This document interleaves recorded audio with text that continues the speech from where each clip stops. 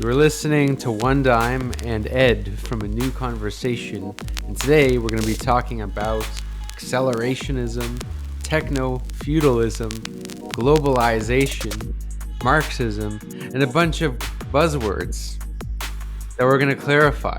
You know, these are hot topics if you don't go outside and are only on the internet.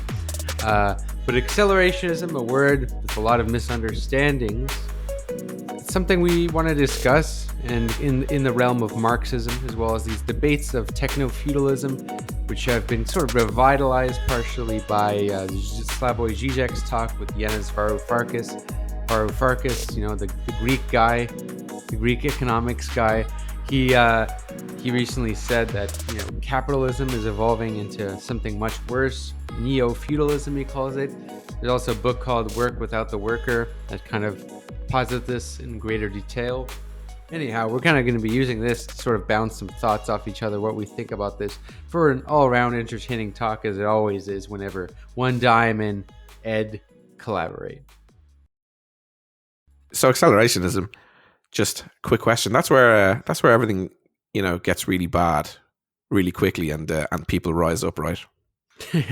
Yeah, I mean, this is what people think it is, right? Is that's somehow there's been a sort of idea that accelerationism is when you intentionally want the material conditions to deteriorate so that the working class rises up, and it comes and you know, presumably wants revolution and pursues that. But this comes from a very crude economist view that only the material conditions dictate political activity or what determine why the working class does or does not organize. It's completely wrong, but I think there's the reason why some people embrace that sort of view.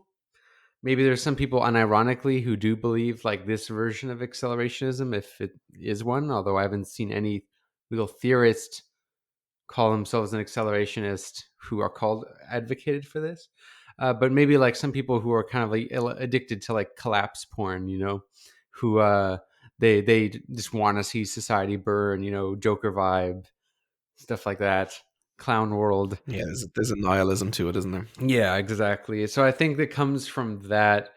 But the thing is, this is like a tendency among some Marxists, right? Which Lenin and Marx, well, more so Lenin, criticized, like economism, right? There is those type of people who view it only the economic conditions, and the problem why there's no revolution or no socialism in the West is because people are too comfy. It's a widespread view, and like the idea is, oh, let's make sure that they just get worse so that they rebel. From what I have seen, like there's no accelerationist theorist that actually calls for this. If anything, that's just more of like a crude economist Marxism. Most Marxists don't even think like this either, but like, you know, certain Marxists might think like that. But I don't associate it with accelerationism. It is attached to a sort of a prevailing line of thought that economism. I feel in Marxist discourse that we are sort of struggling to depart fully from it, and it sort of it results in quite a bit of contradictions that I feel that like need clearing up. The idea, I suppose, it's rooted in the idea that it's that historical dialectics. History changes, the mode of production, the base, etc., changes with through materiality, through material changes, and was it? So historical materialism. What did I say? Dialectics? Yeah, historical materialism. Well, I mean, yeah, that's dialect. That's another like that adds like some complicated things to it. But yeah, I think that's what you're saying. No, Yes, historical materialism, and the what was it, Mao, that made the distinction between Stalin. The distinction between mechanical dialectics and historical materialism, where, you know, Was it Mao? possibly, I think so. Or is that because there's a bunch of theorists who like differentiate Yeah, cool. that. Like there's Lukács. writes about that stuff. And it's even though sort of a lot of people sort of um speak to this distinction and sort of deal with the contradiction, I think we're sort of left. I think we're sort of left with a lot of questions in terms of the gap that arises. Are we waiting for material conditions to change? What are the material conditions that need to change? What are the impact, and what are the impact of other factors, such as those arising from the superstructure, and what role idealism plays? You see where I'm coming from in terms of the contradiction? Because as soon as I say idealism, all sorts of like, I guess you're trying to say is like uh, the economist view does stem from Marxism, because like Marxism tends to prioritize economic conditions over ideas and philosophy, consciousness, whatever, dictating the development of the world. It's really like material conditions, matter, the productive forces, nature that really change these things. I mean, and that's like the science view, hmm, really, like, but like a scientific view. That's why Marxists call themselves scientific socialists. But when taken too far, this theory, like, if you take out like Marx's German ideology, you take out, because Marx does write about ideology, obviously, and he does recognize like ideology is important. But some people who only look at the economic aspect might have a very reductionist view. So they'll think, oh, the problem is people just aren't struggling enough, they're not poor enough, so that's why this needs to happen for a revolution. That's obviously not true, because like, number one, might have revolutions. Like, I think it's true to to an a certain extent, yeah. extent that people, if they're poor, they will have less to lose, so they will be more likely to, like, maybe arm themselves. They might like be more likely to back a violent revolution. I think that's definitely true, because if people are more comfy, they'll have more to lose, so they're not going to It be makes like trying intuitive to get sense. arrested. It does. So like, there's some truth to it, but it's not like a revolution, more or less, even a successful revolution will happen just because people are Exactly. poor. Because you can have so many revolts, and just it can either be co-opted by like a right-wing opportunism, centrist opportunism. It can be also just like it can just fail. Yeah. They're like, or disorganized revolutions. Like, I mean, there was obviously 1905, Bloody Sunday. There was like the first Russian Revolution, right? That was kind of a lot more spontaneous. That one didn't Hmm. work. Obviously, it wasn't until 1917, when Russian Revolution, when the Bolsheviks really Yeah, and dual power was succeeded. there to sort of back and sustain those developments. Yeah. And what you said, Yeah, and go on. also I want to say, like, you so many. This is why I hate when people say, "Oh, it's the problem with the West is just people aren't poor enough, so you need to wait till things collapse, and then there'll be a revolution." It's like, you know, I'm half Lebanese, so I have family who lived through like the Lebanese Civil Mm, War, which was like 30 years. Lebanon, the whole Middle East, actually, scratch Lebanon, just the whole Middle East is proof that worse deteriorating material conditions does not necessarily equal socialism. mhm. All the time, like, struggles are all the time co-opted by right opportunists, like, whether it be with religious theocratic groups, sectarian religious groups, all that shit. Like, so it doesn't, in my view, the consciousness plays a big Mm. role. You can have like the conditions that ripe for revolution, and people just aren't there mentally. And also, not just people, but like the organization. You need like the The institutions, organization the is parties. exactly it. Exactly.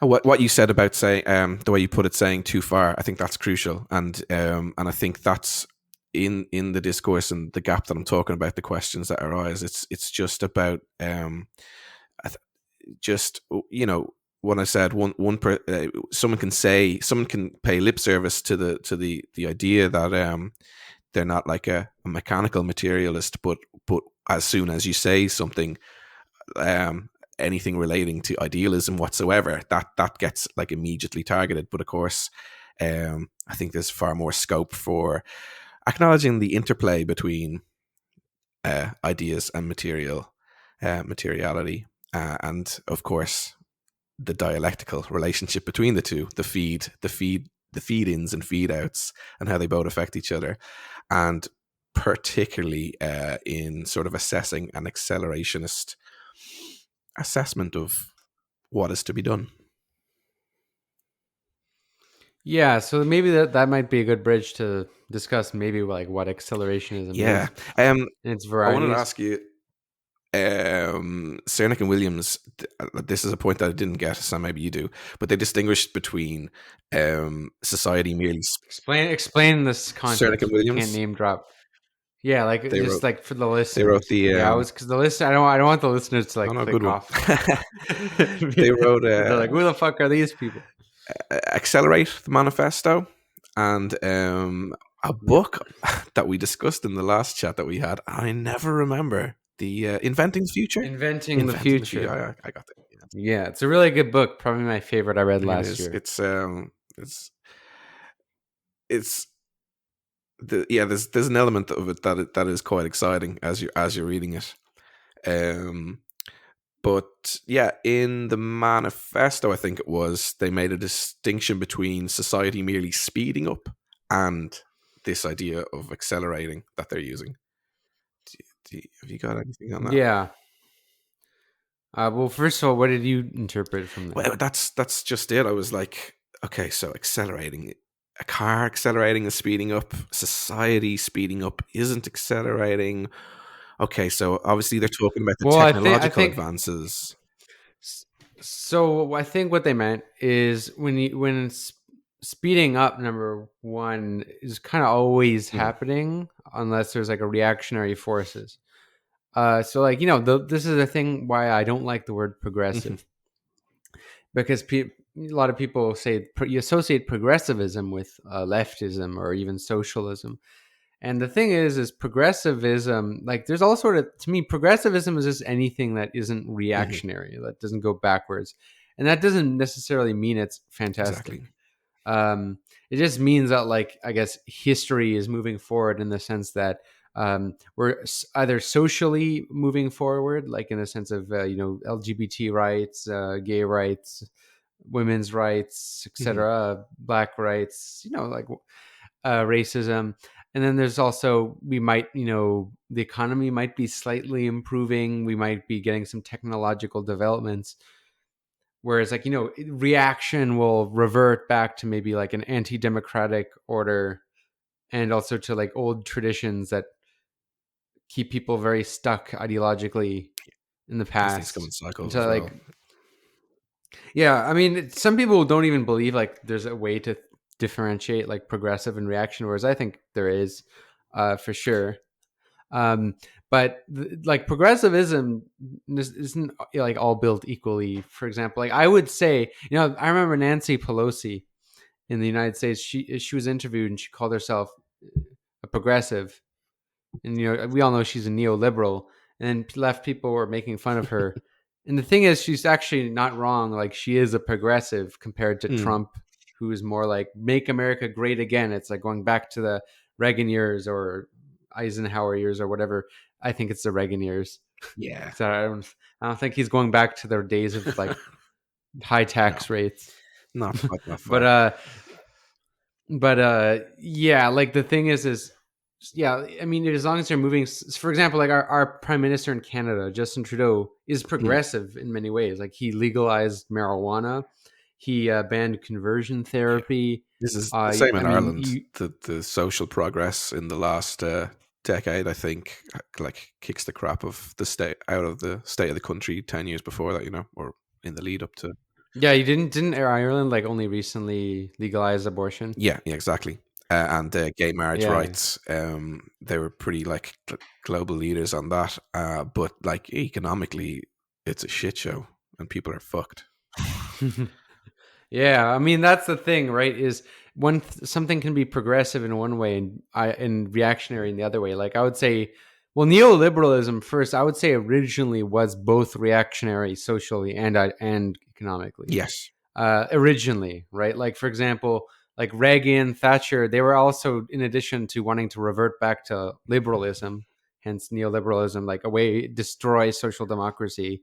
destroy unions. It's really just classical liberalism with more state Yeah, I mean, authoritarianism. I know Thatcher, drew on the imagery of the nuclear family and all that.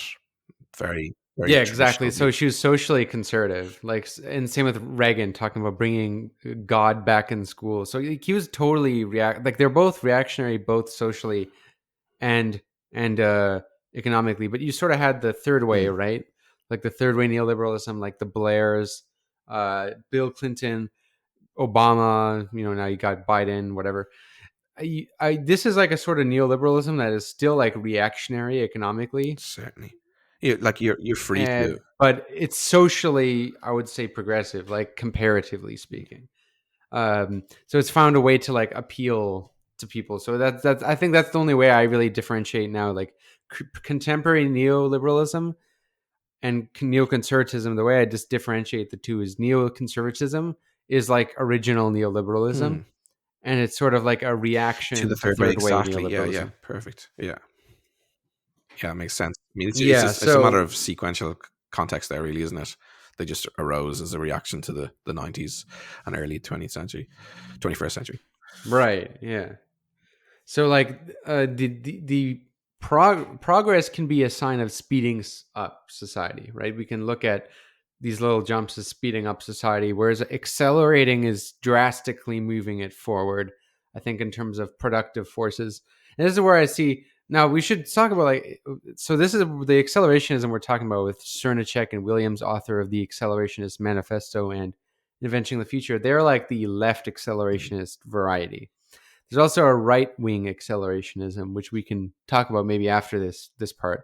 Um, like for now, though, uh, I see this as fundamentally Marxist because if you look at the Communist Manifesto, you see Marx. What is one of the first things that happens when the proletariat is supposed to take power is you speed up the productive Mhm. forces. He wanted to I mean, accelerate the gains of capitalism beyond the value form. yeah, that's why like the first stage of like before socialism, and then which is before communism, is sort of like the state capitalism. So because capitalism is in many ways progressive, he writes about that. But the thing about capitalism, because it's a profit motive, it can easily deteriorate and become like into degeneracy really Mm. quickly. Like we see this all the time, right? So we can see capitalism in many ways. It will bring us all these cool consumer goods, in some cases technology. They have an incentive to create technology, but it can also, tons of money can be floated into low risk investment opportunities like stupid consumer products, poop emoji pool floats, whatever, like all kind of stuff we don't need. Also, like now at the kind of phase we're in of capitalism, which might tie us into something later, like the neo feudalism, is that you don't see capitalists making a lot of investment into risky things. Yeah. So you see like this huge stagnation. So like, now I would say like, yeah, capitalism really isn't Well, progressive, but historically it has a progressive role from feudalism for for sure. Like sure. Marx even thought colonialism was progressive, which is Wow. like a whole another controversial E- thing. Even before the step of stagnation, there you've got like and starting from feudalism, the those gains of capitalism is sort of incentivizing artisanal broken up production to gradually socialize, to collectivize together and sort of start creating like developing an economy, not a capitalist economy, just a productive economy, whatever. I mean, it was a capitalist economy, but without like just objectively looking at an economy that was producing things that that under other circumstances would eradicate poverty. So this again from capitalism is the socialization of production. It's just that the gains of that socialized production weren't socialized; they were just privatized. So in terms of like accelerating the gains, I guess they're talking about like moving over to Lenin then and the monopoly form. That's where you're getting the peak socialized form of production, and a stepping off point before things begin to degenerate and either encourage reactionaryism or socialism, or barbarism or socialism. Barbarism. Barbalism. That sounds really funny. So it's well, But counterpoint to socialism, yeah, barbarism.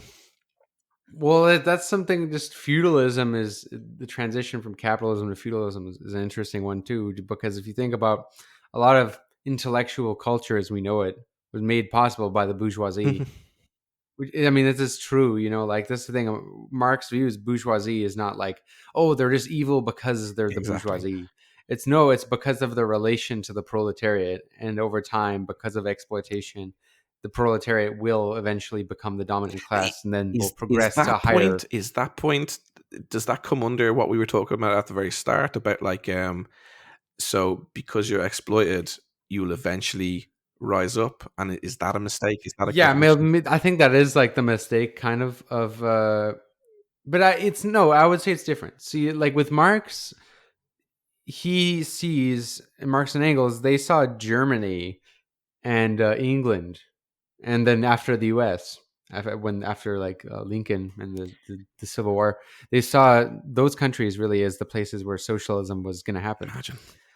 because they were the most advanced in terms of Hmm. productive forces. They didn't think really anywhere else was seriously possible. Um, and it's because like they see things in a very stage place. So it's not about just whether people are poor, because there's certainly countries much more poor, right? There was India and China, and there was So there's I mean all sorts of countries like yeah, Russia. exactly.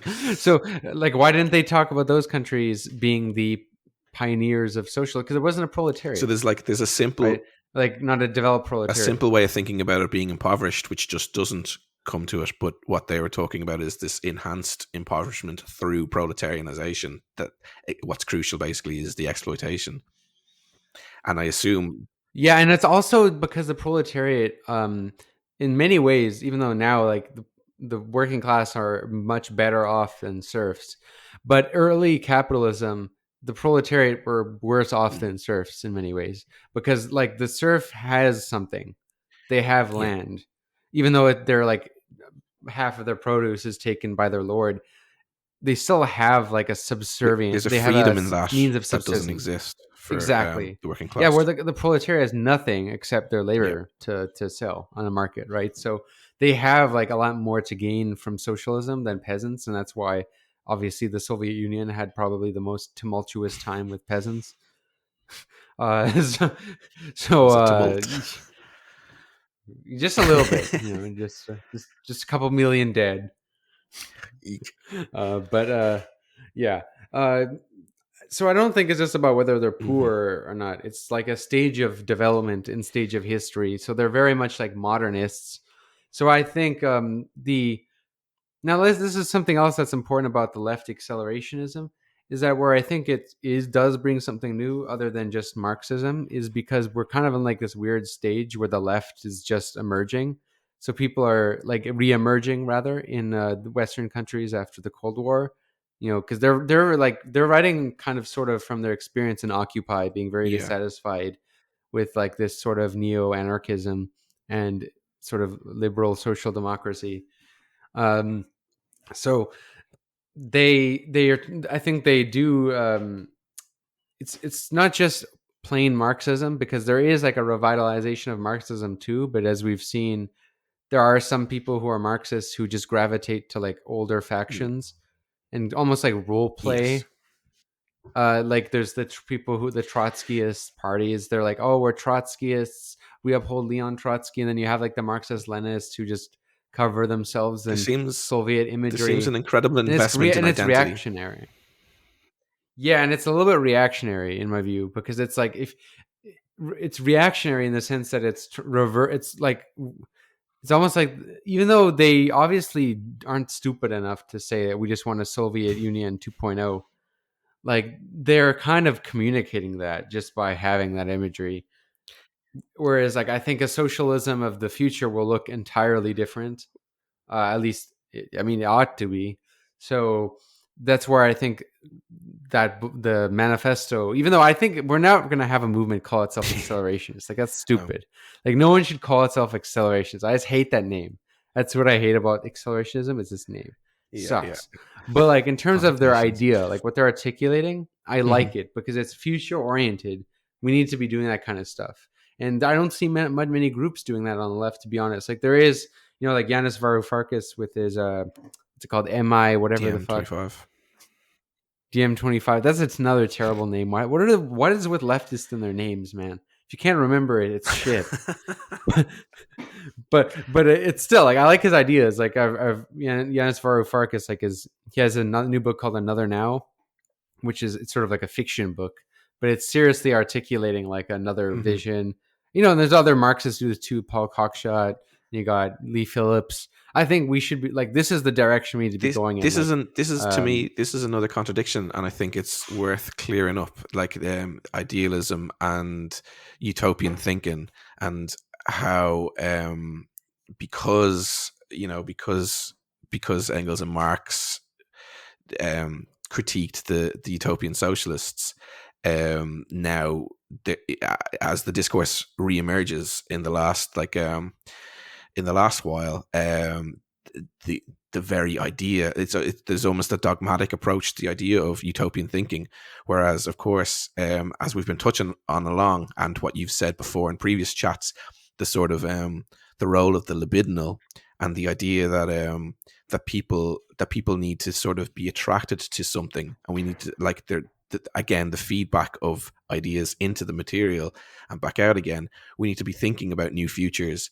And one of the things that neoliberalism, and I know it's going out of vogue to talk about neoliberalism, but one of the things that it did do, when it was certainly, by and large, thought to sort of be hegemonic, was that it cancelled the future. It cancelled politics. It cancelled the end of history style thinking, and put in place this never ending, never rolling, expertise based, apolitical, pragmatic capitalist economy with a smile. Everything's sorted. You're going to get those social progressive elements, and you're going to continue working, and you're going to be happy, and nothing's ever going to change. And somehow we're going to avoid the declining rate of profit, and everything's going to be fine, and power isn't going to exist anymore, because we're just going to be really quiet about it and sit on it, and everyone's going to be happy. It's win-win. But of course, that was a load of bollocks. What remains is our lack of envisioning an alternative future to the one we're sort of facing, and one of the factors that's causing that is this idea from the left, that we shouldn't be thinking about the future. We shouldn't even be playing with the idea maybe. of. I think it's also like ontology. Like, and also we're still recovering from fucking Tina. Like, there is no alternative. Well, that's what I'm Like, so talking about. it's on both ends. But I think your critique more applies to the Marxists, whereas I think the general left isn't even at that level. Like, most of the left is still like Sure, recovering sure. I from the just threw that in liberalist as a ideology. factor at the end, but the But yeah, Tina I think you're correct. is the This big is thing. Of course, that's exactly what I was describing. That's where we're at, and it's just, we're not doing ourselves any favors when we tell ourselves that we shouldn't be doing that, that it's taboo. But yeah, let's talk about thinking new futures, which we didn't actually. I don't think we did yeah, that when we were talking about the book, thinking about kind the of, future. kind of. I mean, well, I think you're correct about the problem with Marxists is the way they interpret the critique of Mm. utopianism. Because I don't say interpret, because the thing is, when Marx and Engels critique utopianism, it's not like they're against envisioning futures. It's the thing is it's talking about it's more utopian thinking. Like, what I mean by that is, like, utopian thinking is people who only think of their ideals and judge projects according to Yes, their big ideals. difference. So, like, you'll have many like ultra leftists do this. Is they'll say, "Oh, the Soviet Union wasn't this, or actually existing socialism wasn't that," without looking at their contexts and like the horrific conditions they faced and the contradictions that kind of led to their failures. So there's this projection on that, and also sometimes there isn't well thought out ideas how to get Yeah, there. it's Some people will what's talk about missing. post work, abolish work now society, and it's like, okay, we need to like gradually progress to that. It's not, can't just Well, like that just can't suddenly happen. And it's not just anarchists, right? Anarchists do this, but Maoists is weird because Maoists are almost like they're not utopian in the sense that they don't envision new futures, but they want to go straight to communism. That's always the feeling I get with Maoism. Is they're always like communism, like let's go. People like don't underestimate. The problem with Mao isn't that he was state capitalist. Like this is the stupidest critique. Mao's problem was he tried way too hard to go straight to communism. I mean, he literally had communes competing with each other, and when like some were out competing each other, he had to like penalize them with taxes so that the ones who are more successful could be less successful, and he tried to like plan the whole economy on a very agrarian level, just completely, yeah, it had a lot of Bad problems, but accelerationism. bad acceleration. Yeah, Mao is like fucking Yeah, that's true. Mao is like an ultra progressive in many ways, but like way too fast for his time. Whereas if you look at, I think the Dangists or in the Xi Jinping, do people call it Xi Xi Jinping. Jinpingists? Or what she thought. Oh, she's thought, Well, right. I don't know what they call. I don't know what they call it, but whatever. Like the newer Mm-hmm. Communist Party, Neo China, whatever you want to Yeah, call it, China, fuck's sake. I think is also accelerationist, just in a more brutal way, but also in a more calculating Mm. way, because like they understand. Like this is the thing. The Chinese Party, it's not like just a capitalist bourgeois Mm-hmm. party took faction of the party took power, and they're like, "Yay, capitalism, money for me." No, like these people, like if Deng Xiaoping and Xi Jinping, like they cite Marx all Mm-hmm. the time. There's Marxist universities in China. That doesn't mean Marx, like China isn't in. That doesn't mean China is in a stage of socialism. I certainly don't think that. Uh, but they have like their ideology of Yeah. progress and like how to get there. Like they are progressing to something, and the numbers show for themselves, right? Like you see, China has like some of the fastest growth in Yeah. the world, highest poverty reductions, like with their mixture of like like I would call them like a Keynesian economy, sort of like a weird Keynesian economy, except even more nationalization, more planning. And you also see um, with China, like just go. I've talked to people who've just been Mm-hmm. there in the '90s versus now, and it's I'd say it's quite incredible. radical Like, difference. Yeah. yeah, it's literally like a new country completely, and so they have a progress vision. And I think whether they get to socialism, I think is a more Yeah. complicated debate. I don't want to get into that can of worms, It's another chat. but there is still like this ideology of progress, which I don't think is bad. I think it's good, and we need to be thinking like futuristically. Luckily, I don't think most Western countries like have to do what China did because we already Already had had so much capitalism for like industrial hundreds of development for years. sure. I mean, Yeah, that's exactly. a So lot of their Keynesianism, or what looks like Keynesianism, is that rapid advance, that catching up, or an attempt to do so, just far yeah, more and I did in successful like than 30 Russia. years, which isn't. Yeah, it's insane. Well, I mean, Russia was successful too, just with more like fucking Yeah, but casualties, like that's. because they had to like they had to like hold the peasantry at Mhm. gunpoint so that they would produce so much. And that's the thing when people talk about the Soviet Union or Stalinism more particularly, they'll say, "Oh, it's Stalinism failed." It's like, actually no, it definitely worked. It was just terrible. It's just bad and It was just bad at birth horrible, of but it conception. worked. Like yeah, I think the like saying Germany's World War One economy, like which is Germany's World War One economy was actually the sort of invention of the planned economy. oh yeah, of It was just course. like or it wasn't really planning, but it was like a weird command He also planning economy. happened to uh probably not quite invent, but promote and popularize the welfare state, didn't he? That was Bismarck. Was it Yeah, Bismarck that but not led like to that? the yeah, that was Bismarck, but the planning was under the Okay. Kaiser, and that wasn't like by choice. It was just because the Germans were Oh yeah, they trying to again they figure have to out how catch to up. like get shit done. Yeah, Yeah, exactly. Like they were threatened by France and England, England, Russia, they so needed those boats. Um, but that's the thing. It's like there was success. It was successful, but doesn't mean it was like good, right? mm, So I always try to like make, even though it's obvious to me when I'm saying something isn't like a moral judgment yeah, or a moral condemnation or a moral saying I'm supporting it. Like no, I'm just kind of speaking at it like from a almost a historicist yeah. lens. But yeah, so there's all sort of things that can be progressive. And back to more, we're talking about like envisioning new futures. That's the concerning thing, is when people only talk about actually existing socialism and not futures, or even worse is the people who harken back to social Mm, democracy most when they're definitely. like, yeah, when they're like, oh, remember Clement Attlee days? Remember, Well, like, remember when the NHS was a little bit better?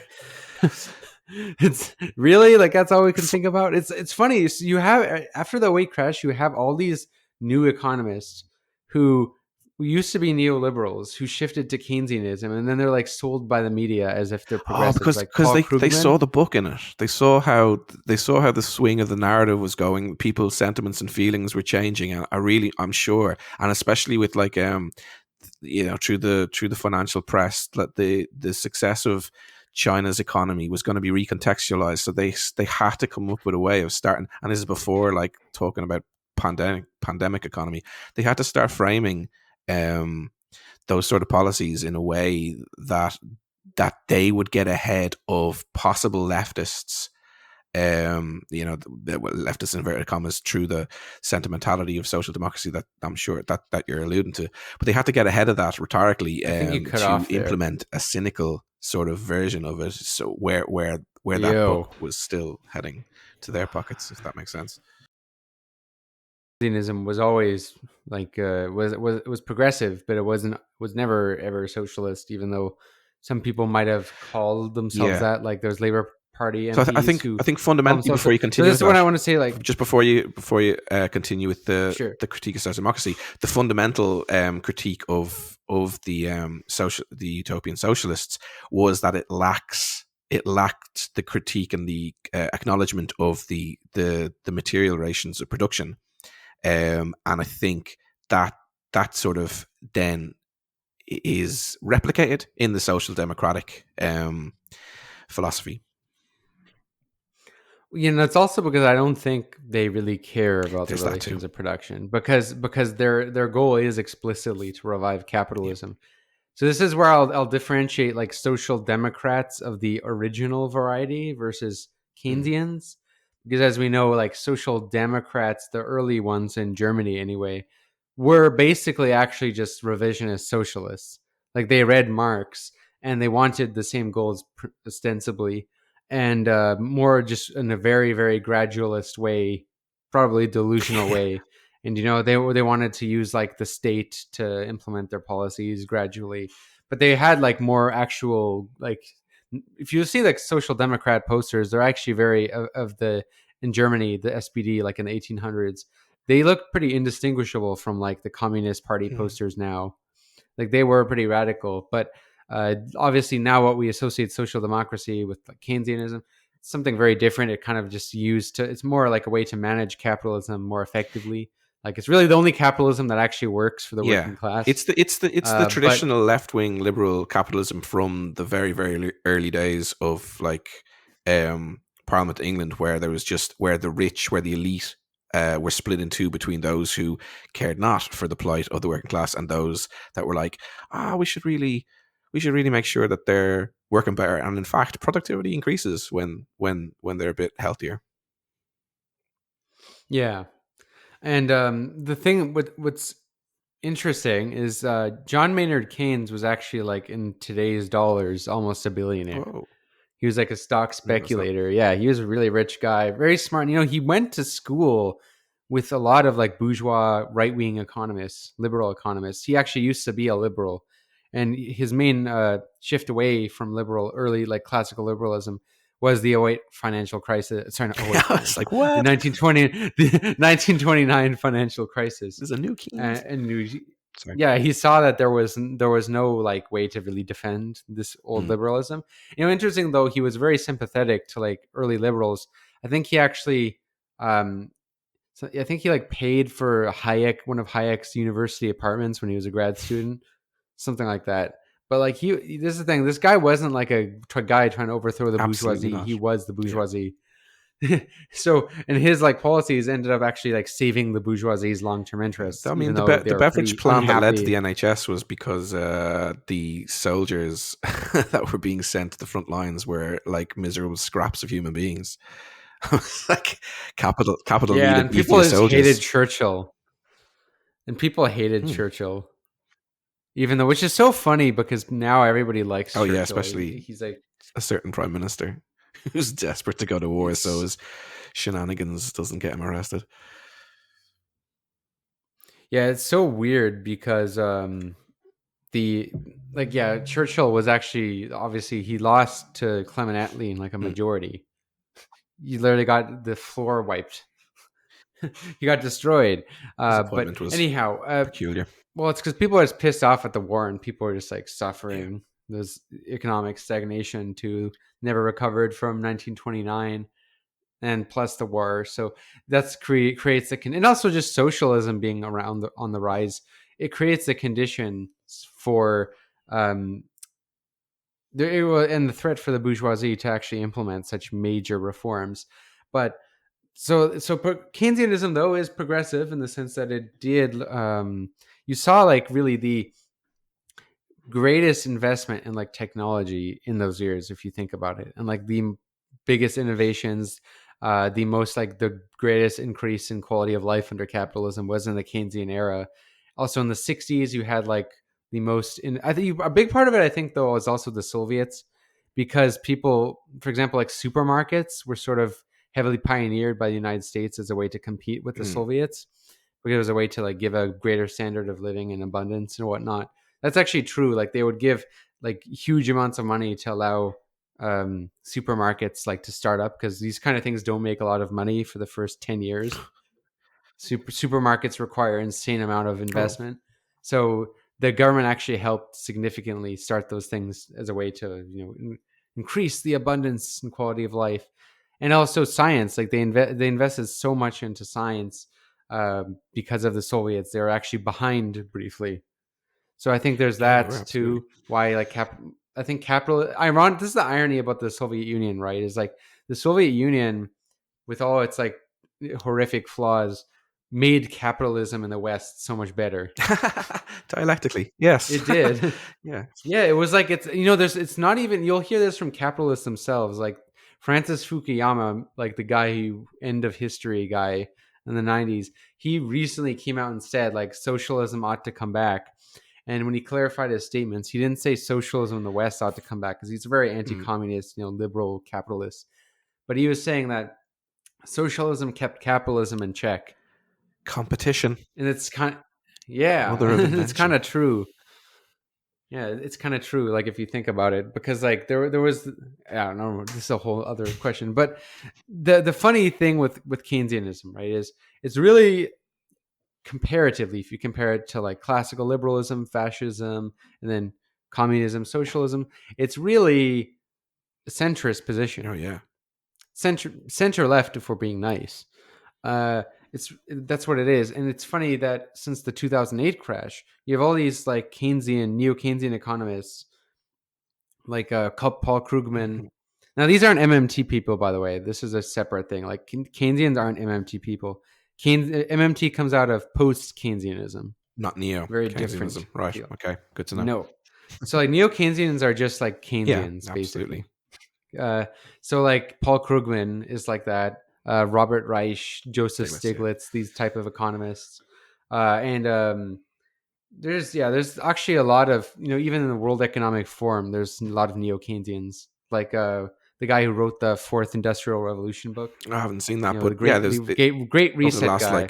over the last sort of I actually decades, read that book. there's a huge push from those typical leading financial institutions for a massive redistribution of wealth because they saw the writing on the wall, and I think that's the whole, you know, Keynesianism falls right under that concern, and that concern is for capital and for the stability of the system, whereas like conservative elements within capital aren't so concerned with that stability because they have already sort of within their own pocket of wealth achieved their own stability.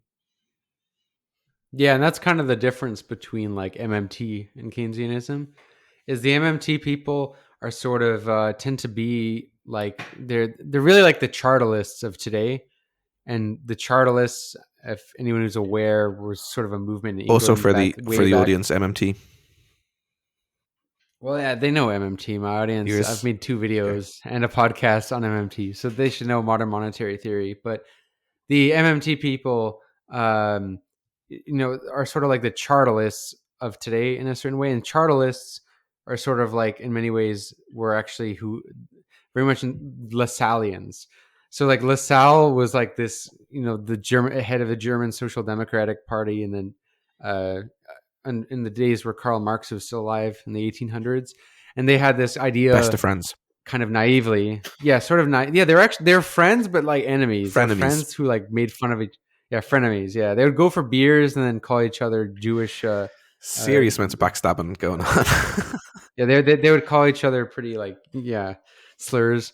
But the thing is with the, yeah, like the Lassallians and the Chartists, they basically want to implement like sort of socialist policies, but through the state, Mm. all through the state. Whereas the Marxist position is to like smash the state and rebuild the proletarian like Soviets, which is like a state, but it's a transitionary state that moves to like high Mm. phase, low phase communism, high phase, etc. More sophisticated. And this is where I think MMT is super flawed in its idea of the state. But that's what I want to say is the MMT people are different from neo Keynesians because they do want to see like a qualitative change in society Okay. in the same way that old school social democrats did. I just think they're wrong in terms of not in the theory, but in terms of their Yeah. politics. The end game. But exactly, yeah, and how to get there. But neo Keynesians are like I look at them much more critically Absolutely. because the neo Keynesians are just about managing Yes. capitalism. Managing And if capital. you That's and if you perfectly. Yeah. see and if you see the way they talk, like Paul Krugman, these people, like they don't talk about, oh, we want all these new programs. Like MMT people are pretty ambitious. They say we want a Green New Deal, we want some a job guarantee, we want a universal housing program, daycare, whatever. Basically, all the stuff that like socialists want to do, and some socialist countries achieve that. Um, but whereas you see the neo Keynesians like Krugman, they more just talk about managing capitalism. They're like, we need to regulate employment, make sure the labor market is not too high, not too low, make sure investment is Yeah. better, Absolutely. make Like sure I said, growth. the And it's like, it's basically just system capitalism. stability. It's just the same, it's liberal capitalism just done Mhm. better. So like that's why I don't look at them the same way. And it's weird that these people are considered progressives, at least compared to the hellhole of But the fucking that's where we're coming 90s. from, isn't it? Just like the paucity of sort of looking towards the future. The best we can imagine is like a smiling economist that says, "Oh yeah, we'll try to do our best to get some jobs back." Fucking wow! And of course they're not progressive, or I mean progress in the. Yeah, this is the other thing that I think it really. I think it's also a result not just of the not imagining new futures, but sort of what happened to labor, Mm. organized labor, following Keynesianism is when like organized labor got really much incorporated into the state, as Oh right, opposed yeah, to yeah, that yeah. was I like know the what you mean now. compromise, Yeah. right? It's like, yeah, you talk about it in your recent like thing on imperialism, but like what organized labor in was at once like what at one point was the opposition to capital. It Hmm. became the compromise. If the laborers got their demands and higher wages, all these the good programs of the New Deal, they would be basically subsumed into the state, into like Yeah. arbiters of workers and capital. And their demands started, instead of being like less working hours, it was actually just really wages, the share of the pie. But it wasn't about reducing work time. Whereas at one point it was, and at one point we got many achievements. Like part of the only reason why we have a weekend is the Hmm. labor movement, the really early labor movement. Highly militant. We got like all these, yeah, and we used to work longer days too. We used to work like 14 hours, um, something, or at least 10 hours. Like the idea of an 8-hour workday is actually, Soft. yeah, it's soft compared to 40-hour like work the week. industrial Soft. revolution. Yeah, industrial revolution days, like some people were working like 14 hours a day. That's insane The that just to sort of think feeds about. into Seneca Williams. And And we need to go farther. That's what I'm Oh saying. We hell need to yeah! go for like less work. That's what I But mean. It's like the labor movement. What's missing today is that like we need to so work this is less. this is We what need like 3 day this work is week. another sort of contradiction I find, and this sort of revolves around the relationship between.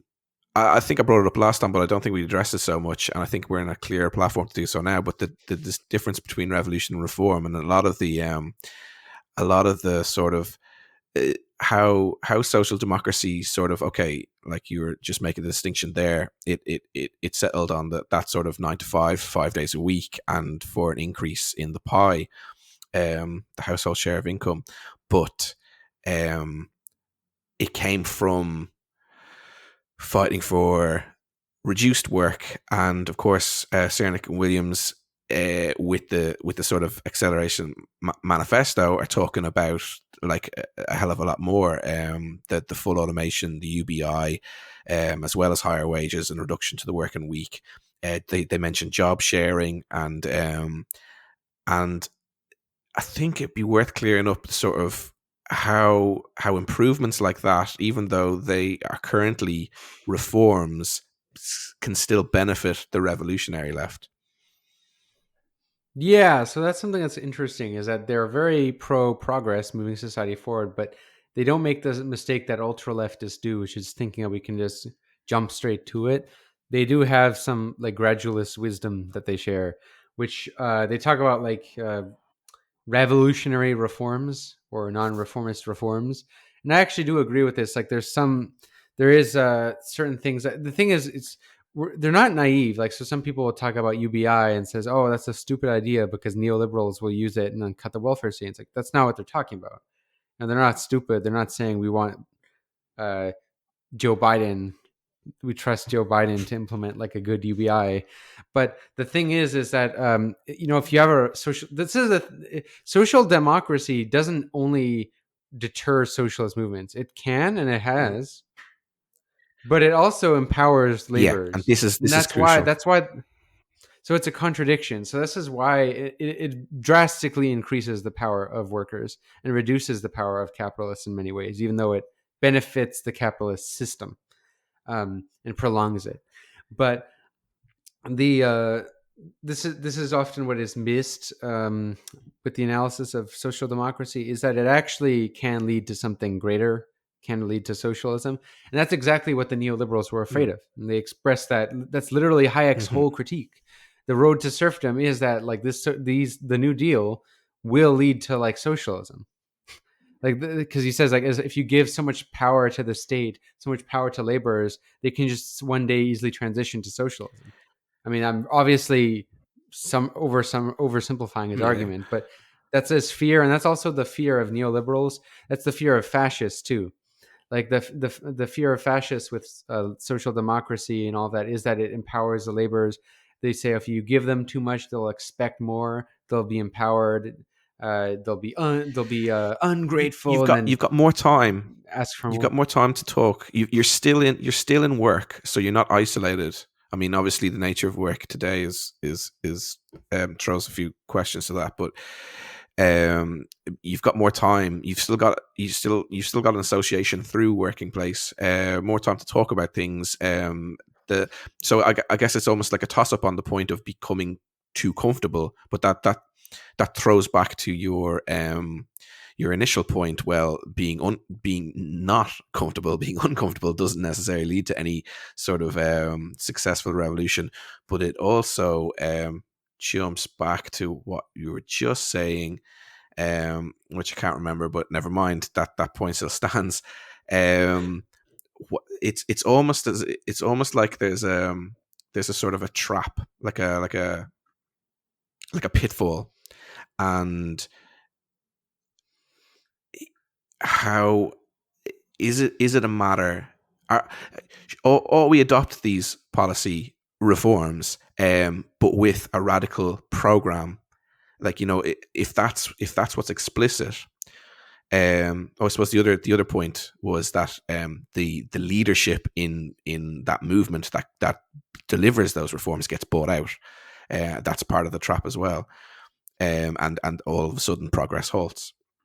So how if we attempted to do it again, how are we not just heading for social democracy? How do we avoid the pitfalls? How do we avoid the traps? What are the conditions that we ought to be struggling to prime ourselves for that transition, that golden I mean, goose? this is a much more complicated debate, but Absolutely. I would say one of the things that it would be important is like, okay, well, first I want to say like, why do the fascists and the neoliberals fear social democracy as a way to be a road to socialism? And I mean, you see, sometimes it's even hyperbolic the way these fears are articulated. Like you have Bolsonaro is saying Lula is going to make Brazil into North Korea, which is funny, but like, there's people who took that seriously, and but it's some, you know the thing that's worth understanding is that social democracy, there's a difference between, a social democratic party and social democratic policies, because you can have the policies implemented by a very far right government, as you Hmm. saw in Finland, right? Finland after um, the Finnish Russian War, there was um, a very far right government in Finland, like a white supremacist Nazi sympathizing government, that basically implemented what the Danes and the Norwegians would later implement after World War II, that Nordic Hmm. model welfare state. A very impressive one too. Like they got a lot of the similar benefits to the Soviet Union, even though a lot of them have been cut ever since. But a lot of those benefits, they got really like very cheap housing. They got all sort of benefits. But this is the thing, and the government is very right wing, but they're facing like a very powerful class of laborers and are next door to the Yeah. Bolsheviks. So it's a really big threat. Now, this is not the case for most countries now. Obviously, I think it's no coincidence that after the fall of the whole socialist bloc, you had the fall also of social democracy. I think it's no coincidence. It's just a result of that.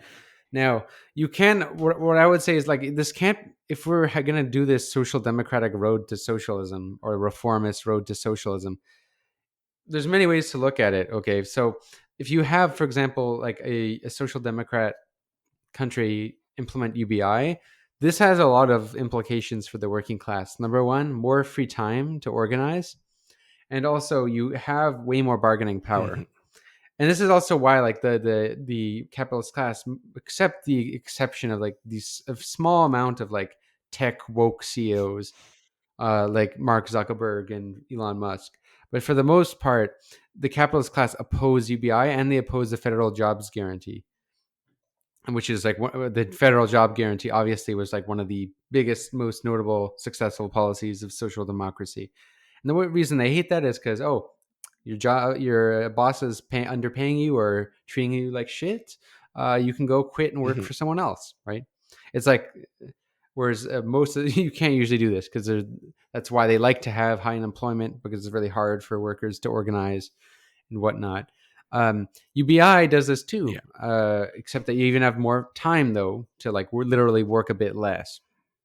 You can maybe like survive off of part time. You could survive also off of professions that don't generate like as much immediate income, like in the sort of creative fields. There's all sort of empowering aspects to it. Now, if there's some, there's some like the economist types who think that the UBI is going to be used by the capitalists to subvert the working class. I don't think so. And the reason why is because sort of like an equivalent of UBI has been tried in many countries during COVID. Like in Canada, they gave this thing called CERB. I actually received it, but it was only given to people who either couldn't work temporarily or were lost their job due to Hmm. COVID. And once you got a new job, you weren't given it anymore. So it's very means tested. I didn't really like the way it was implemented, but for a while, Okay. like a lot of people were getting $2,000 checks. Like it was pretty nice. That would be nice. And you subsequently saw with this is you saw the like labor organizing.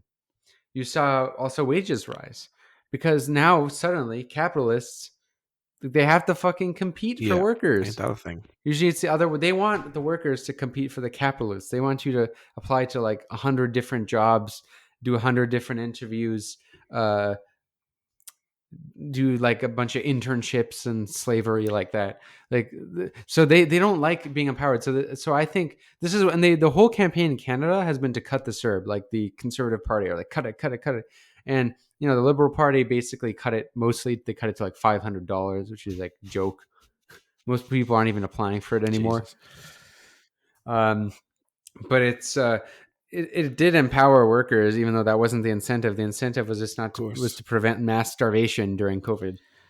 I, So is this a like, horizon that we ought to be accelerating towards? Then the yes, synthesizing of what would otherwise be affected by labor scarcity, like the increase of our power in terms of how expensive we are.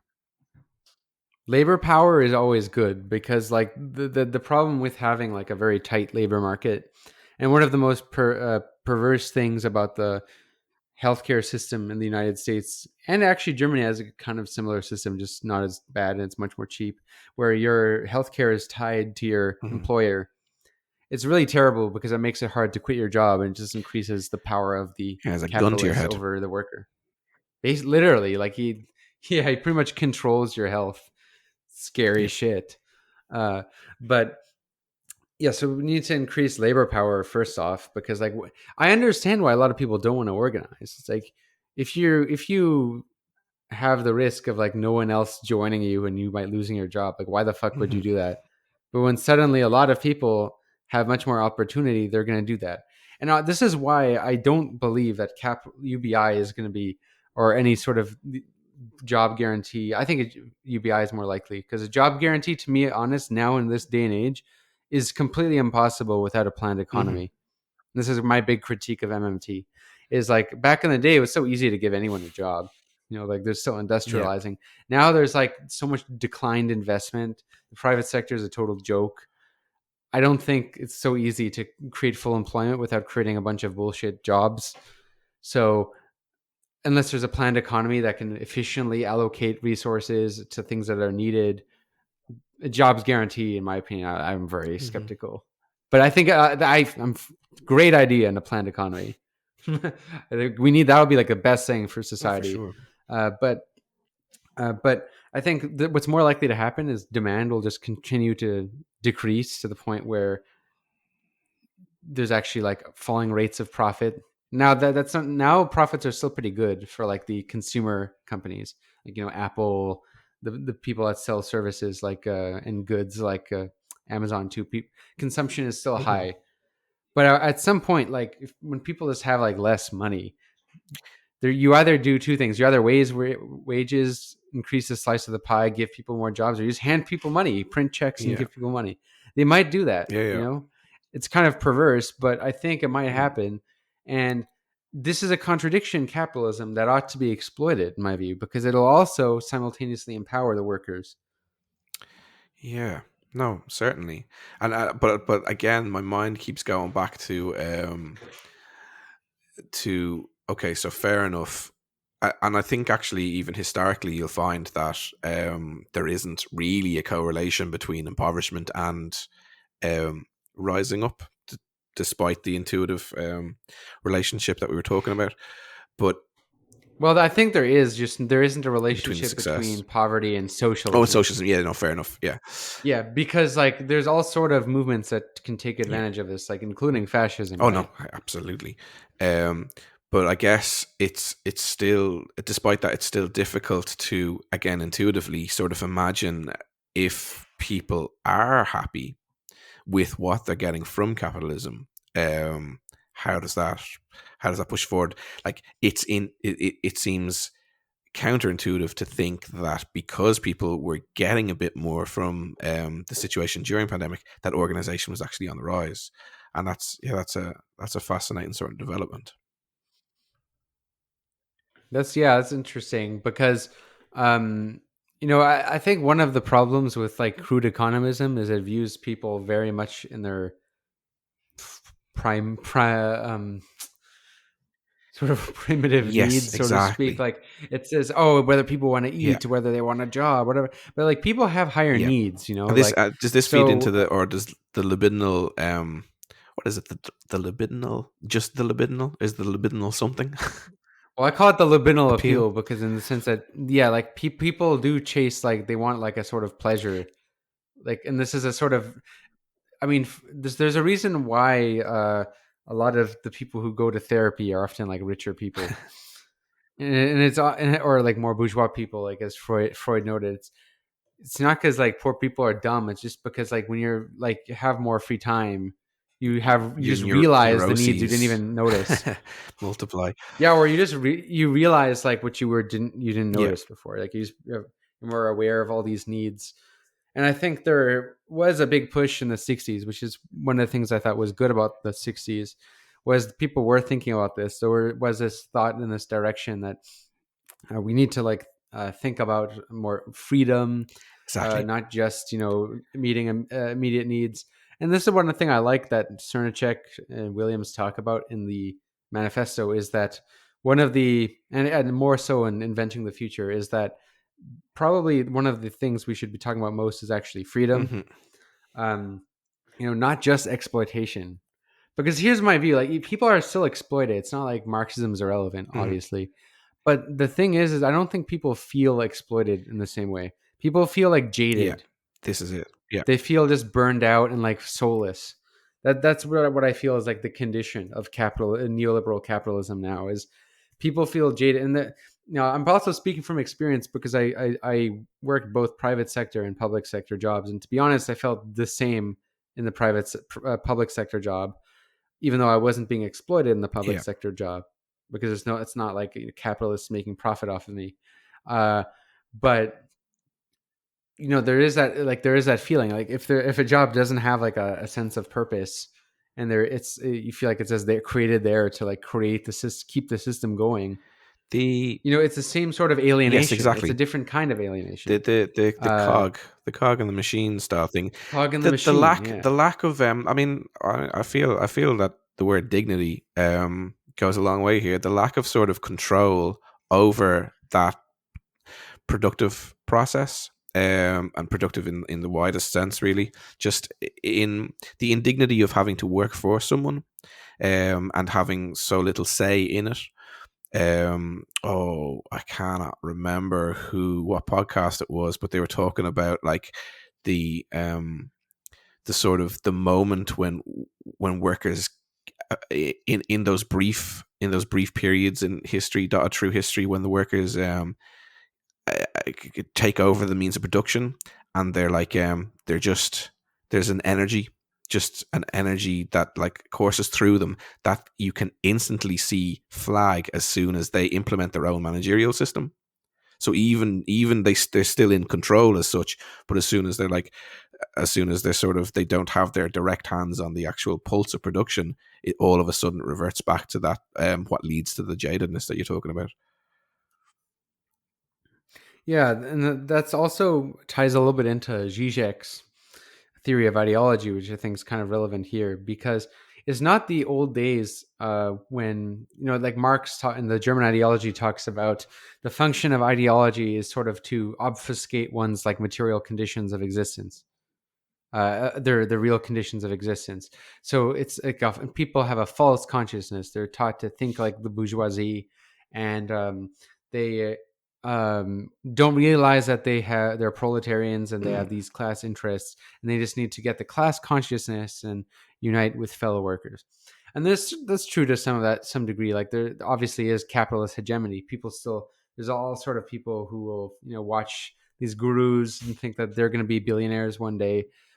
There is like a sector. I think the libertarian consciousness, like the typical libertarian conscious, and the conservative type of subject is the typical person who's still like under the hegemony. They still think, "Oh, I'm gonna be like Bezos." They watch those Yeah, yeah. motivational videos on YouTube, Gary Vaynerchuk or whatever, like those gurus.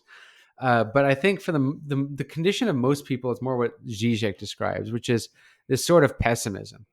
Like I think for most people, they know that they're not going to be Hmm. rich. there's like this. They know they're fucked. They know society's fucked too. They know politicians are fucked, and that's why I think voter turnout is so Hmm. low. But they feel like nothing can be changed. So there's like a pessimism. There's a skepticism. A lot of it is kind of understandable too, because think about all like the progressive politicians who've said, "Oh, change," and they just like keep the same Well, system that's why the that strong like they're man, whether doing. it's left or right, is so popular at the moment for some people because it's that daddy, it's that taking in charge, it's that I'll do this for you. Like all your woes can just you can dump them into me, and I'll take charge, and I'll say that I'll change things, and my brute strength is evident to my ability to do so. And this is actually my theory of Trump. To Oh, be hey, honest, is absolutely. with Trump though. Like how there's like these theories that Trump won because he appealed to the white working class. He appealed to their material conditions. I don't believe that for a second. My view is that Trump won because, for number one, like a lot of people who vote for him were the people who are always kind of Republicans, but the extra people was out of pure cynicism. Mm.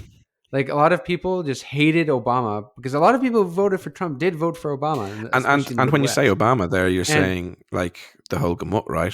From Reagan to Obama, that the absolute lack of alternative through neoliberalism, or are you making a different point there? yeah, Yeah, disappointment after disappointment. Even though if anyone who could tell, like they were there, they knew what was yeah. coming. But like for regular people who just look at the image, Obama was a It lot of was hope, change, and possibility of. and yeah. So with Trump, I think a lot of people voted for him out of pure cynicism. It's just like, oh, this guy would be funny. This guy will be like a good for. And I've talked to people who there's a sort of guy. He's labeled in Canada. He's a MP. Sorry, I'm going to talk MP, Premier of Ontario, which is equivalent of like a Okay. governor in the U.S. And Doug Ford. He's really not like Trump. He's a much more of a liberal, to be honest. But he's described as like the Canadian Is Trump Doug because he Ford in has Trailer that Park sort of. Boys? I think I know that name. I don't think no, but like he has that I think he demeanor is. of a trailer Sorry, park boy. I didn't mean. Does he feature in it? But he's mentioned in it. I'm pretty sure. I think Probably so. actually, but he is Yeah, like he I'm is looking at him. portrayed. Yeah, Doug Ford he has a demeanor of like a trailer park Canadian. So like, and he talks like kind of just a guy who's not supposed to be there. Hmm. Uh, but so I think that was his appeal. Is some people like I've talked to I know I had a friend. Oh my god, I still like get mad at him for this, but I understand is who actually voted. This is like a working class friend who voted for Doug Ford, and I asked him why. And he's like, I don't know, he's funny. Like he seems honest. Oh, And I think there is that cynicism. Cynicism. It's like politics doesn't matter anyway. I'm just going to go for whatever's okay, entertaining. yeah. Like I don't think the most of the masses. I don't think are stupid enough to think that this like capitalist, like corporatist politician is going to Mm. like improve their lives. It's that point. It's like this nihilism Yeah, that yeah, yeah. everything You sucks might as well and just let's vote just for do the whatever is entertaining thing. funny. Yeah, yeah, yeah. Of course. Yeah, and I think the only way to counter that cynicism is like alternatives. Like you need real alternatives and real visions. I do think his sort of he did represent that strong manism as well, though, and that like I'm not talking their language. I'm not talking the language of status quo, and that translated as I'm happy to like step in and do something. And I think of like telling everyone to that he'll pay for the legal fees for kicking the black guy out of the rally and stuff like that. Like I think that translated as like I will change things. Kind of, but I feel like even with Trump, like a lot of people didn't think he would change things. I thought they would change like the atmosphere Maybe, yeah. because like he's a billionaire. No one can seriously think he's like gonna like help the workers. But maybe like a small portion of people seriously think that. But my view is that people are so like just Mm. jaded and incapable, like they're wired to be like incapable of thinking alternative society, so they focus on like the Hmm. spectacle Hmm. entirely. So like you think of like what was Trump representing? He was like a rebellion against Yeah, the woke culture. yeah. But if that's what people are perceiving as the thing that needs to change, which after sort of maybe 5 years of consuming bullshit on the internet, they ended up thinking that, then that was the change they thought was necessary. But I think I'm going to go. Personally, I feel too like your point is totally valid. That there's just this that level of society, that track, that politics is just, you might as well culture jam it with entertainment, because it's not going to do anything else. I think I think another this might bring us back to like alternatives, Yes. because that this is a big part of the left accelerationism, is the emphasis kind of on futuristic thinking. Like it's very ultra modernist, and it picks apart what it views as reactionary tendencies on the left, or anti-modernist tendencies. And I think it's worth talking about what those are, because when we in colloquial left discourse, we tend to think of reactionary is just as conservatives or Hmm. fascists. But I think there's people who are also reactionary, just not in maybe not maybe socially reactionary, but they have like subtle anti-modernist Hmm. views. And you really they really take an aim at neo-anarchists. um like the when I say neo anarchists, there's obviously a lot of anarchists who are like future oriented and more advanced. I think like someone like Murray Bookchin is a good example of someone like that. But there is a tendency, especially in the Western anarchism. Um, you could maybe date it to the hippie era, honestly, but like the type of people whose first instinct is, let's build the communes, let's build gardens, let's localism, horizontalism, and it's very like really like the idea of starting. I've seen people tweet that the Chop or Chaz or whatever they fucking decided to change the name a million. What's that commune they did in Yeah, yeah, America? yeah. That nonsense. I mean, we did the nuance of Yeah. this in the last one, so I'm going to let you right to the end here. No, it's they gone. there's someone who tweeted saying like Chaz or whatever the fuck it achieved more than the Soviet Union did. Ouch. I think one of the points It's that I like made, I mean, I just can't see a European anarchist ever saying anything like that. well, I mean, this is the thing. There are a lot of people who get into leftism in a very, there's a certain cycle.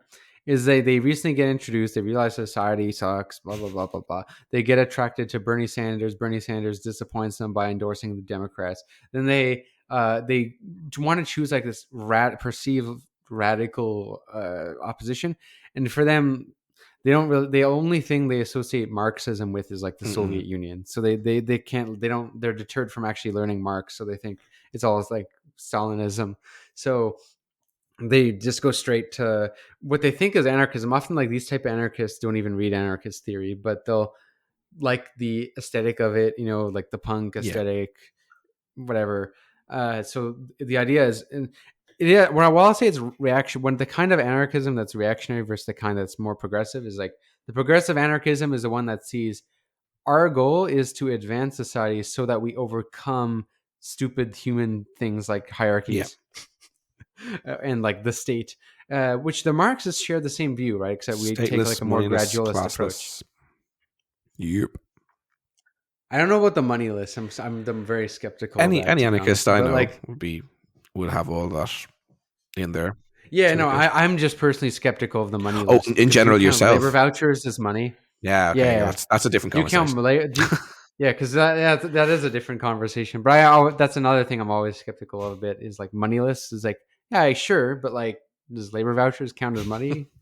Because we always had money like before we like since we Mm, had language, like the evidence. That's why we don't know the origin of money. It's always been there. yeah. Like if you count money as just a unit of account, rather than accumulation, it's been there for fucking Forever. since Yeah. Yeah. ever. So like, I don't know, money list depends what you mean by money. But That's fair. stateless, classless for sure.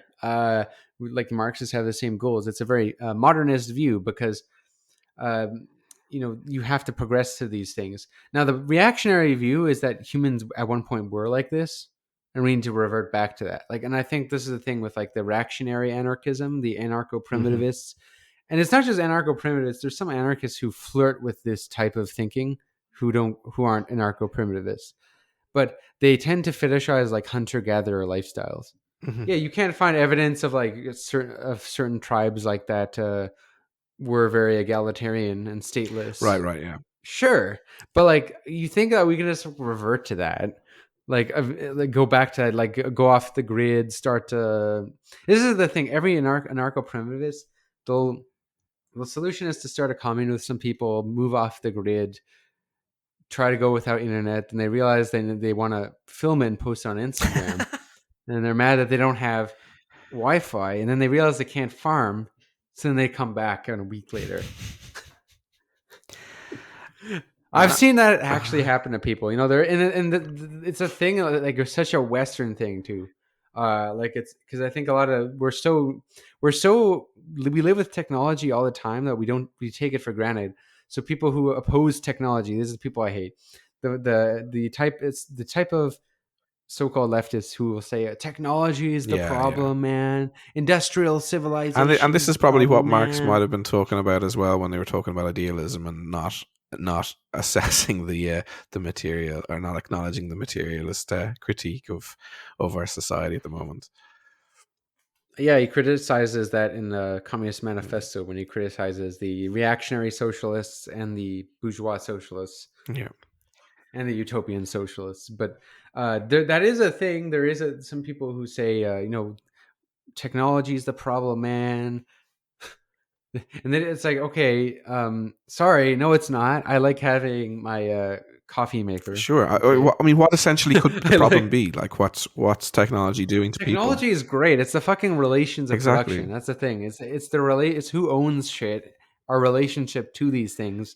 Like even Facebook, I don't think would necessarily be a terrible thing No. if it wasn't a data extracting, Yeah, yeah. advertising, I mean, addiction this goes back machine. to what we were talking about earlier. The socialized form of production. Like, we shouldn't. Capitalism isn't just this negative destructive force. Like it's developed loads of shit. It's just that it never transferred the wealth to the producers of the wealth. And a lot of the capital, like the innovations, aren't even built by capitalism, Damn right? straight. Like the internet, for Hmm. example, semiconductors, even to an extent, the iPhone screen There's was basically built by the in state. So national accounting. There's a category of R&D, and it's industrial research or industrial planning, and in that category is dumped everything that the state does, all the money that the state spends on this apparently free market capitalism. It's huge.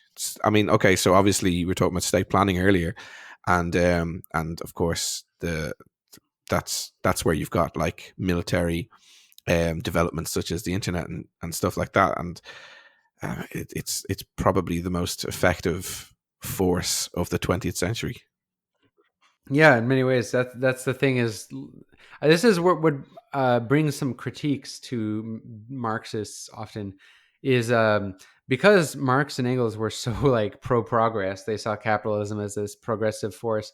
They tend to sometimes have like a bit of a Eurocentric view. Mm. Uh, in some ways, I think they're correct. In some ways, I think they're just Eurocentric. But like they saw colonialism is progressive, which is kind of a very Yeah, controversial yeah, thing, right? Is because they saw it as like the West was spreading democracy and capitalism. But here's the thing, right? And you can't take this thing with Marx is they are like very enthusiastic. They say is like, yes, there was brutal excesses, there's bad things. They're not stupid. And they knew that like slavery was mm. horrible, but they see it as overall progressive.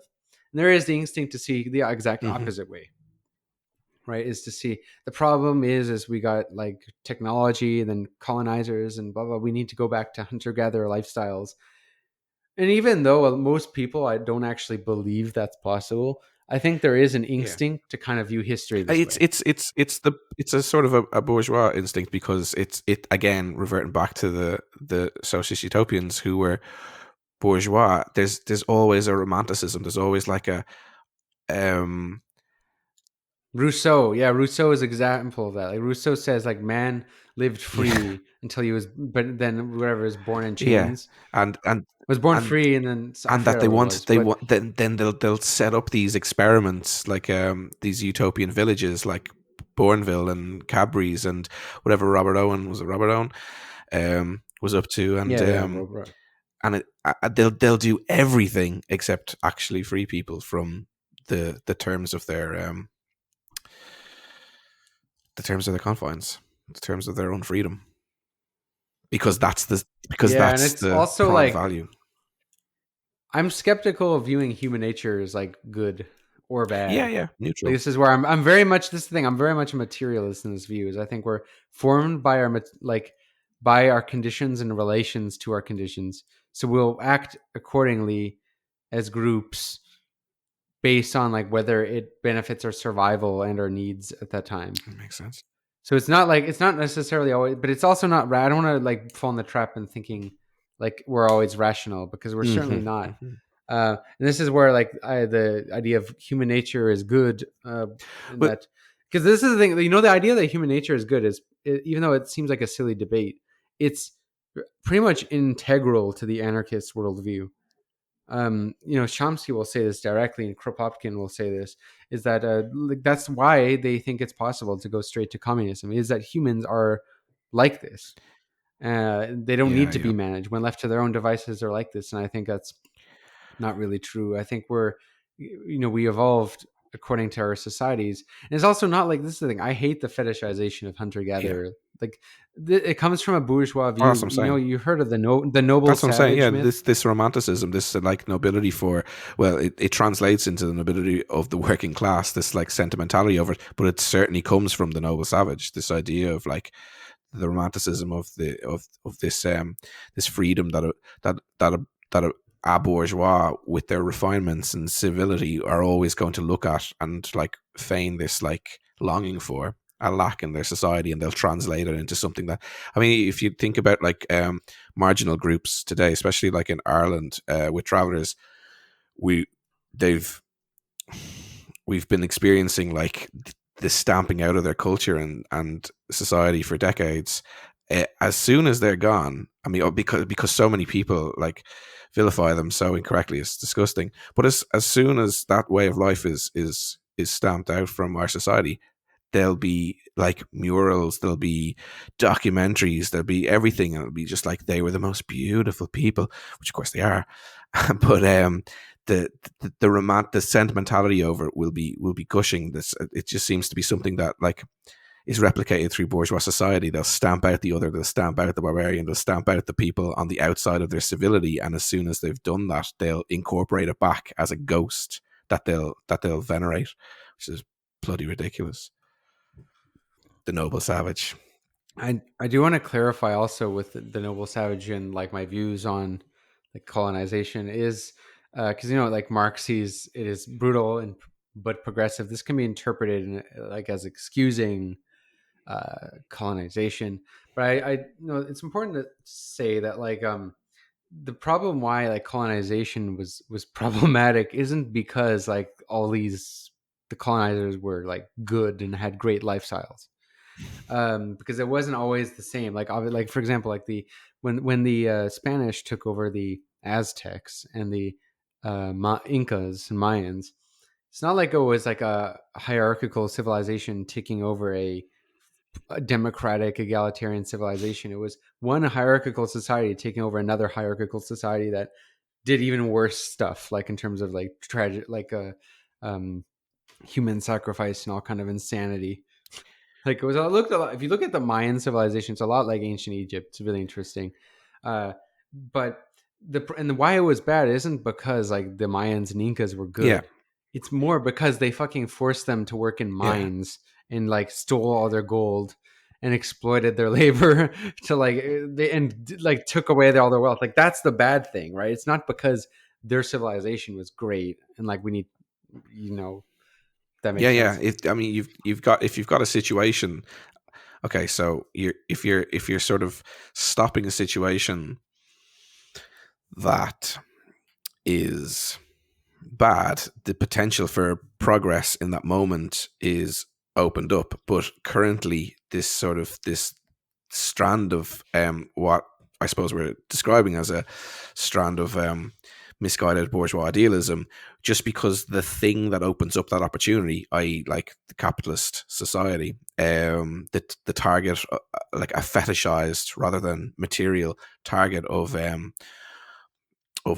activism, just because that is the thing that it has done, it can do no right. And I'm not saying what they did is right, but opening up the potential by closing down a situation that also wasn't excellent, to flatten that texture and those specific contexts would be reactionary, because you're reacting against the potential of progress in that moment where something shitty has been stopped, which was what we're kind of seeing now with people supporting America and the EU in Ukraine on the left. No, that's another topic. um, We just have a collective ADD, but I want to. I do want to say one more thing with colonization is, this is the one problematic thing with Marx is that he did see like imperialism. Well, he didn't obviously really write about imperialism, wrote about colonization. Um, is progressive in the sense that it brought spread capitalism to other countries in so-called democracy. Although he more talks about the capitalism, not the democracy, because we all know they didn't really spread democracy anywhere.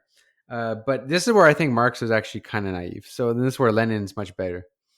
When Lenin writes about imperialism, is because I think Marx and Engels very much, because in one way it's like, yeah, like colonization, you could look at it like in retrospect as progressive, but it was also regressive in some ways too, because think about like he really underestimated the role that imperialism, right, in which is obviously, as we know as Marxists, we should clarify difference between imperialism and colonization. Is imperialism is more like the financial domination of one country over the other that can involve invading a country, but often it doesn't. It's very indirect sometimes. It can just be like regime change, sanctions, can be IMF loans, all sort of stuff.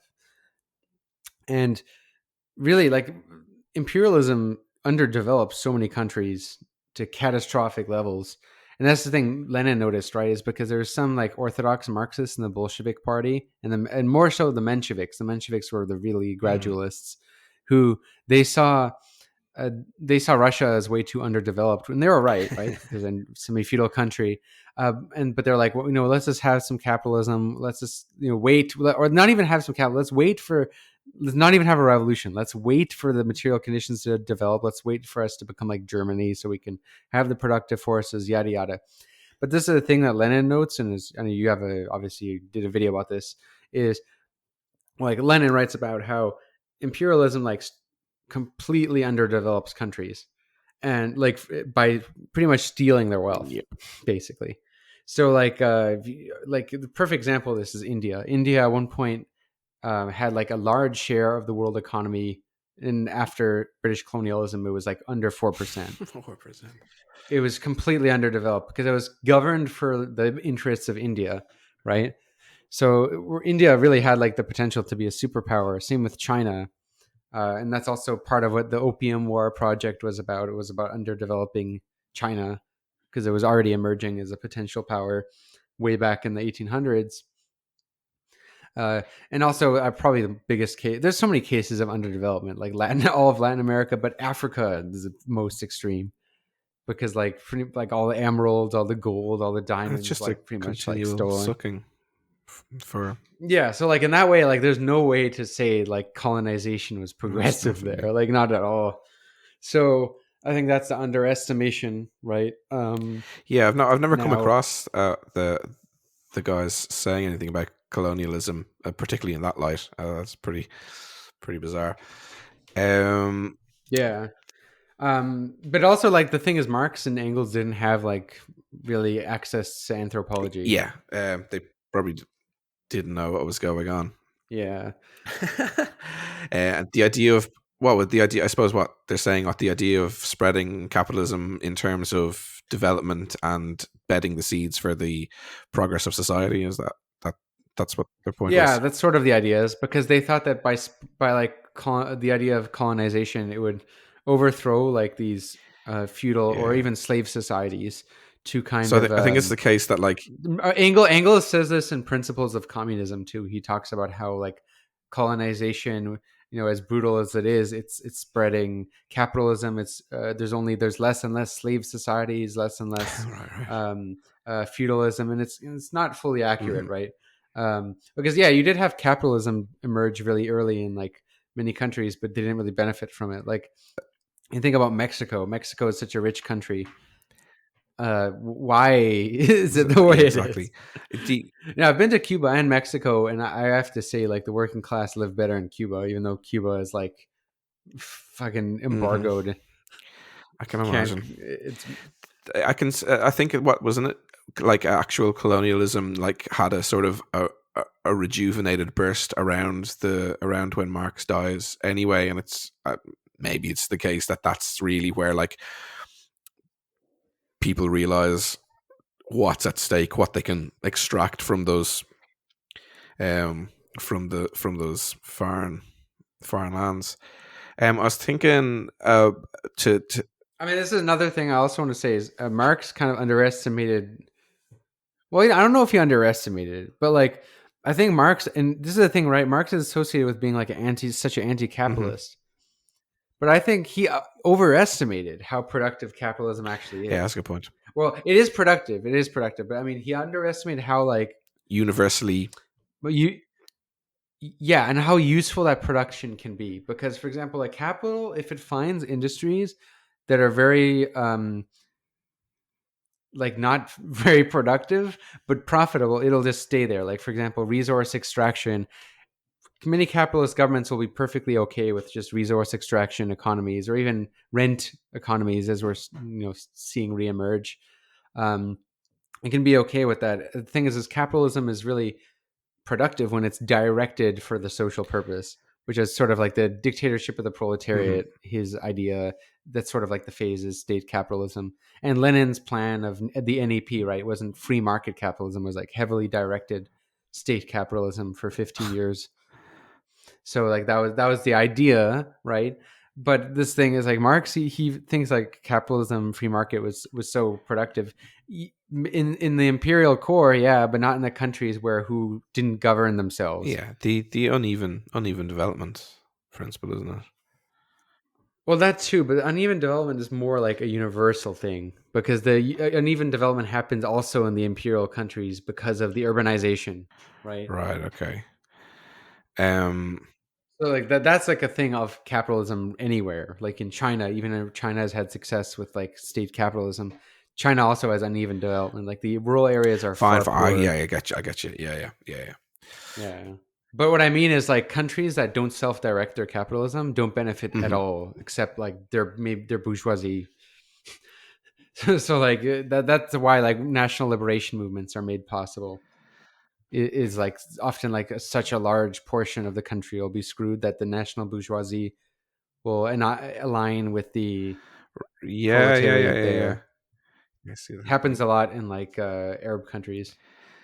The what I was going to say a minute ago was to sort of touch back to acceleration and uh, to tie sort of what we've been talking about um into practical suggestions, because that what there's three things. Actually, if we had a bit more time, they would have been decent to unpack, but maybe we can do it quickly. But the three things that Srnicek and Williams talk about briefly, they say it in more words than I'm about to, but it's something like the first is to replicate the intellectual infrastructure of the Mont Pelerin Society, um, to attain popular control over traditional media and to reconstitute the conception of class power. And the overarching question that sort of springs to my mind in thinking about when they're talking about like accelerating, unleashing like the technological progress and stuff like that, is how can that happen without control over the means of production. And I mean that that definitely sort of resonates again with attaining popular control over traditional media. I mean, the idea of like trying to sort of reconceive of like class in terms of n- seeing beyond the dogmatic concept of the revolutionary subject, being the proletariat, considering the sort of vast range of regardless of categorizing what a working class or a proletariat is, but the vast ranges of different types of work, commodity production, wage scales, all this, regardless of whether you sort of, this. I feel like there's something between the PMC thing and Marx's situation, and like that is one point that would be fair to sort of think about, just in terms of pragmatic terms of how to sort of not thinking about the future, but articulating ways of negotiating various sections of society today, their interests, and how to mobilize those for working towards the sort of accelerating changes Yeah. that they've been talking about. Um, but and the Mont Pelerin part, we've mentioned that before as well, like how amazing it would be for the left to sort of take a really, really long view and put it like establish intellectual principles, and then start attempting to spread them through building an infrastructure, and again, God knows how, attaining popular control over traditional media, and which again brings us back to the how do you accelerate anything without controlling the means of production? Yeah, that's a very complicated debate, because there's a question of number one, seizing power, which is a whole other thing I have an entire Oh theory yeah. about. Oh God, Yeah. have we just sort of closed a chapter Opened a and whole opened avenue. up another one? Brilliant.